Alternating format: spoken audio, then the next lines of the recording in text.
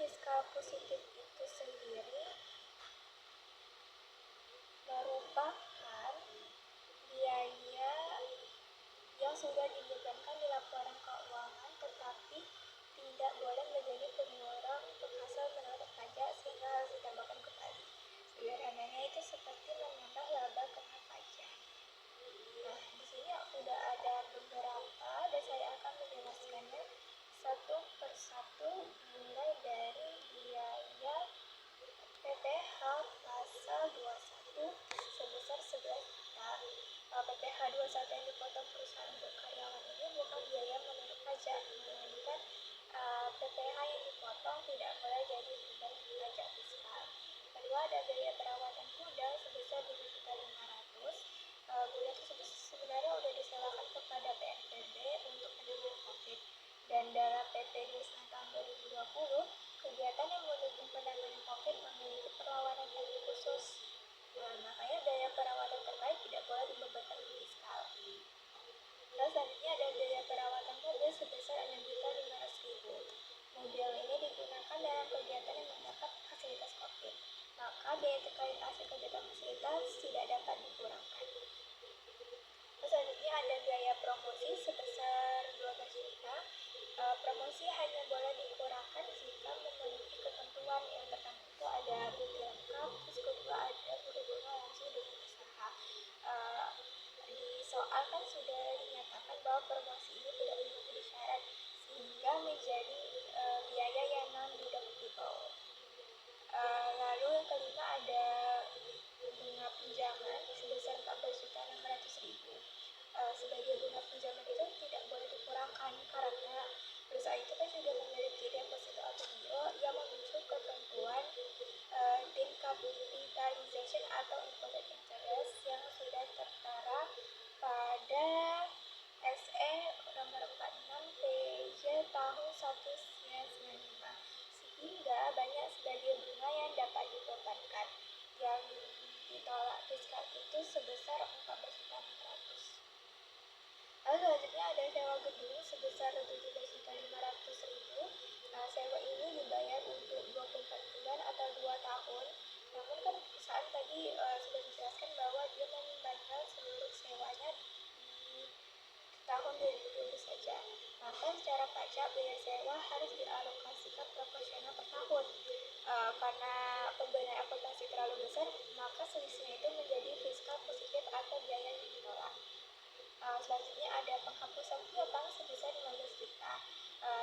Fiskal itu kan hanya mengizinkan penghapusan jika pertama ada data piutang, kedua sudah ditagih, terus ada bukti penagihannya dan sudah dilaporkan ke DJP. Dari soal kita tahu kalau mereka tidak memenuhi syarat, maka di sini ditambahkan kembali. Terus selanjutnya ada biaya jamuan tamu sebesar 25 juta. Ini tidak sesuai dengan ketentuan biaya representasi, karena itu kan harus budget yang menunjukkan bukti, maka ditolak fiskal juga. Selanjutnya ada biaya pulsa ponsel sebesar 6 juta. Pajak itu kan hanya menerima biaya komunikasi yang jelas dasar pemakaiannya. Jadi ini tidak memenuhi syarat sehingga ditolak. Lalu yang berikutnya ada pemisahan aktiva tetap sebesar 800.000. Aset tersebut digunakan untuk kegiatan yang penghasilannya dikecualikan atau sewa BNPB, dan menurut aturan biaya atas penghasilan bukan objek pajak juga tidak boleh dikurangkan. Lalu terakhir ada biaya rekreasi sebesar 14 juta.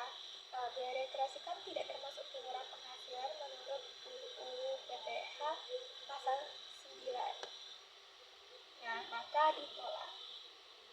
Setelah dijumlahkan dari biaya PPh sampai biaya rekreasi, maka akan mendapatkan sebesar 127.900.000. Lalu selanjutnya ada penyesuaian fiskal negatif. Penyesuaian fiskal negatif ini adalah penghasilan secara akuntansi dicatat, tetapi menurut pajak tidak menjadi objek PPh sehingga harus dikurangkan dari laba akuntansi. Nah, ini sudah ada beberapa fiskal negatif. Yang pertama itu ada dividen dari PT Alfa Alkes sebesar 170 juta. Menurut UU PPH pasal 4 ayat 3, dividen dari dalam negeri itu kan dikecualikan dari objek pajak jika diterima oleh badan usaha. Maka di sini harus dikurangkan. Yang kedua itu sewa kendaraan dari BNPB, dan juga ada sewa gedung dari PNBP masing-masing sebesar 16 juta dan 19 juta. Keduanya ini masuk kategori dalam objek yang mendapat fasilitas pajak COVID berdasarkan PP 29 tahun 2020. Di PP ini dinyatakan bahwa penghasilan dari sewa barang atau jasa yang dipakai untuk penanganan COVID oleh BNPB itu dibebaskan dari PPh. Oleh karena itu, penghasilan dari kendaraan dan juga gudang dari BNPB yang dipakai BNPB ini tidak boleh dimasukkan sebagai penghasilan kena pajak, sehingga harus dimasukkan pada fiskal negatif. Yang keempat ada dividen luar negeri dari Exchange Incorporation sebesar 30 juta. Sejak berlakunya UU PPh yang terbaru atau ketentuan reinvestasi itu, maka dividen luar negeri dapat dikecualikan jika yang pertama diinvestasikan kembali di Indonesia atau memenuhi syarat tertentu. Nah, di soal kan dinyatakan bahwa dividen tersebut dikecualikan, maka di sini dikurangkan. Lalu yang kelima, yang keenam adalah laba penjualan tanah sebesar 22 juta. Penjualan tanah ini dikenakan PPh pasal 4 ayat 2 karena penghasilan final tidak boleh dimasukkan PKP, maka dikeluarkan atau difiskal negatifkan. Terus selanjutnya ada jasa giro sebesar 800.000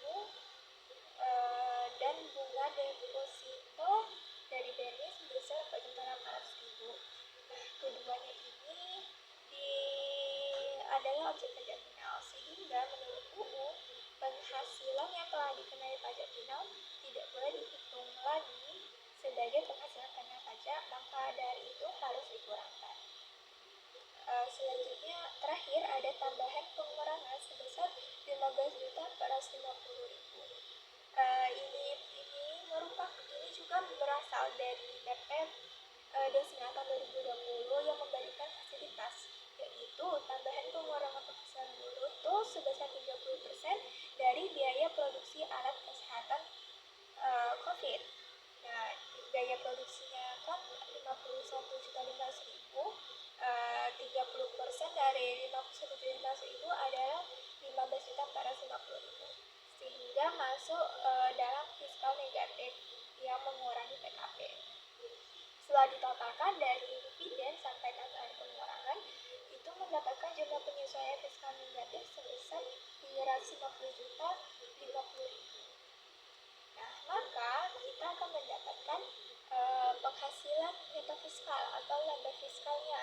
Untuk mendapatkan ini, pertama itu laba komersial ditambah laba komersial ini ditambah penyesuaian positif lalu dikurangi penyesuaian fiskal negatif. Jadi 1.021.000.000 ditambah 120.900.000 lalu dikurang 352.050.000, maka akan mendapatkan penghasilan neto fiskal sebesar 796.850.000. Ini adalah laba fiskal yang dipakai untuk menghitung PPh badan.